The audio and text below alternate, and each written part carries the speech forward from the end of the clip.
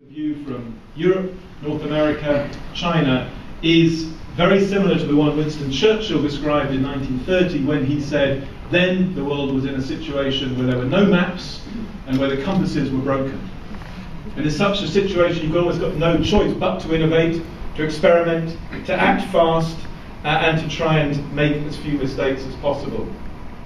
I think that many of the things governments around the world are doing are not all that well focused, that they're pouring money into the failed industries and business models of the past, in retail banking, in cars, and they're pouring money into concrete rather than pouring it into the sources of future wealth and future prosperity. We've talked a bit in the last 2 days about the counter-examples from Finland in the 1990s, which invested heavily in technology and R&D and health and education and made itself Europe's most competitive economy. And the examples today, like Korea, which is investing very heavily in green jobs, San Francisco building an infrastructure for electric cars, and parts of the US recovery package, which are all about health enhancement, and a $700 million education innovation fund. But at the moment, globally, it's very much in the balance whether the responses to the recession are future-oriented, fixing the future, or that they're essentially still trying to cope with the problems of the past and often pouring good money after bad. I think already across the world we're seeing that, as has happened in past recessions, through often the disorientation, the insecurity, the suffering which a recession brings, you also get rapid flowering of innovation and the rebirth of really quite old ideas around things like time banks and parallel currencies and so on, ways of making localities have a dynamic economy even if the global money economy is no longer serving them well.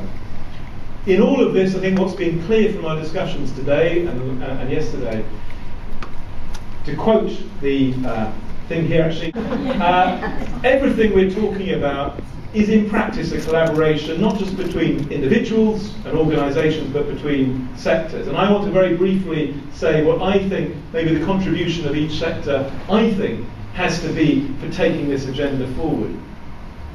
I think central governments do have a big role to play in providing authority, licence and money. The fact that Barack Obama has set up an Office of Social Innovation in the White House is helping to change the climate there. The fact that in Britain, Prime Minister Brown a month ago launched a public service innovation laboratory is helping to drive things forward. And just this morning, I got an email to say France is setting up a public service innovation laboratory and asking for help on how they should do it. So there is backing coming from central governments. They do have authority, they do have money, but equally, as I think again and again has been discussed, they mustn't try to control it too much. It's much better if this is done through arm's length vehicles, able to take risks, to be creative, to create their own partnerships. I think there's a big role to be played by local government. A high proportion of what we do in the UK is working with groups of either local authorities or primary care trusts in the health system who are closer to the ground, understand needs, and where they have good leadership are often able to take risks, to act flexibly in ways that central departments find very difficult. And I hope you can make progress in creating the sorts of collaboratives of local authorities and others which we've found very helpful for driving through innovation on difficult things like how do you cut youth crime. There's a big role for philanthropy. In most societies, foundations and philanthropists are the only people with free money who really can take rather wild risks, back promising ideas which will never get through a bureaucratic process, even in the most imaginative public agency. And we've certainly depended in our work on often quite small sums of philanthropic money, which lubricates the innovation process. And in the USA, certainly, the foundations play the decisive role in making social innovation possible. We've had very good insights today from business. Business can provide money, but often more important, it provides skills, technologies, platforms, and access. And the engagement of companies like Cisco and your sponsor today, I think, is a great starting point for the centre. But finally, and I think the crucial point is you do need organisations like this centre to pull all the things together. Collaboration is in some ways part of human nature, but it also needs to be orchestrated. It has to be worked on. You know, networks have to be brokered and marshalled. all our experience of networking and collaboration, I'm sure everyone in this room is and has to be, if it's not worked on and if it isn't sort of done seriously, it never happens as well as it could. In terms of the sort of qualities which I think that sort of role has to bring, having seen quite a lot of different centres of social innovation with different titles around the world, I'm struck that they need two almost opposite qualities. And perhaps it's true of anyone involved in innovation. One quality is humility. It's a willingness to learn and to be surprised. It was invariably something I'm involved in ends up rather different from what I expected.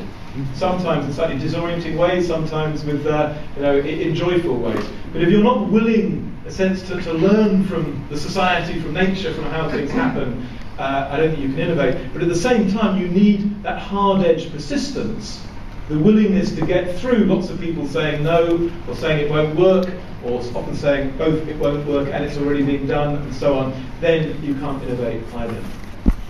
And the other sort of two things which I think perhaps are key to where this whole agenda goes is relationships between values and value.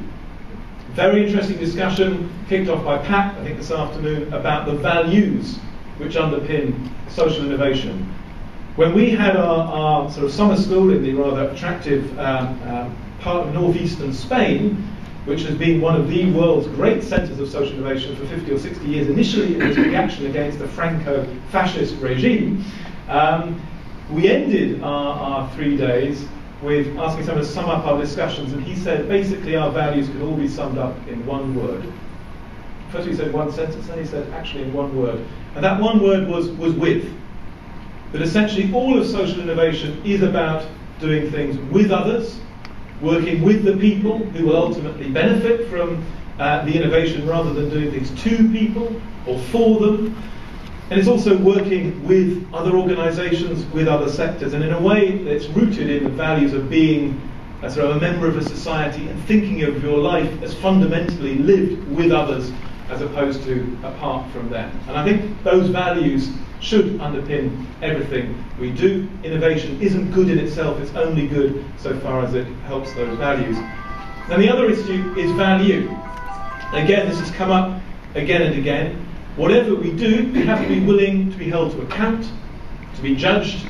Is this innovation actually making people's lives better? Is it actually better value for money? And so on. That's partly about metrics, but it's also about this complicated set of issues on evaluation and judgment and so on. And those are really the two tests, I think, in the all social innovations.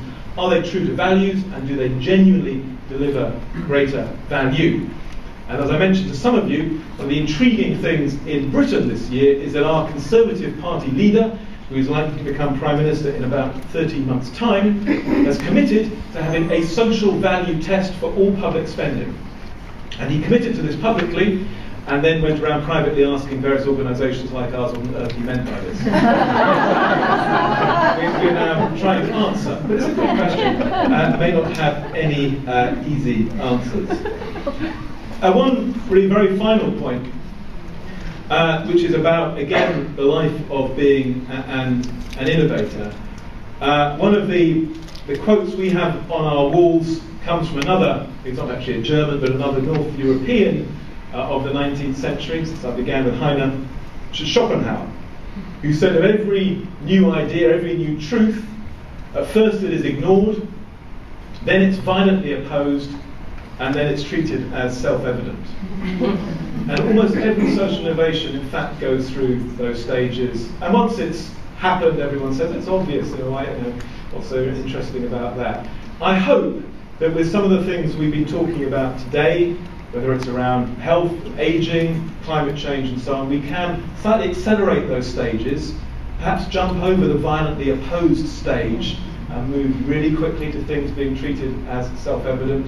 Because whatever else we know about the next year or two, the need for social improvement, the need for social innovation at a time of a constricting economy, worsening unemployment and so on, that need is going to be greater than ever before. Thank you.